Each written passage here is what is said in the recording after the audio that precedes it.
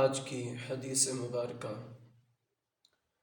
عن ابی ہریرۃ انہ سمع رسول اللہ صلی اللہ علیہ وسلم یقول ارأیتم لو ان نہرا بباب احدکم یغتسل فیہ کل یوم خمسا ما تقول ذلك يبقي من درنه قالوا لا يبقي من درنه شيئا قال فذلك مثل الصلوات الخمس يمحو الله به الخطايا۔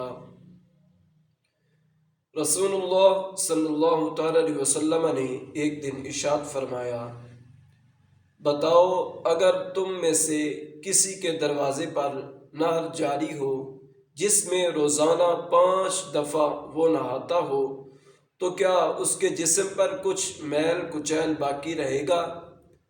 صحابہ کرام علیہم الرضوان نے عرض کیا کہ کچھ بھی نہیں باقی رہے گا۔ آپ صلی اللہ تعالی علیہ وسلم نے ارشاد فرمایا، بالکل یہی مثال 5 نمازوں کی ہے، اللہ تعالی ان کے ذریعے سے خطاؤں کو دھوتا اور مٹاتا ہے۔ صحیح البخاری۔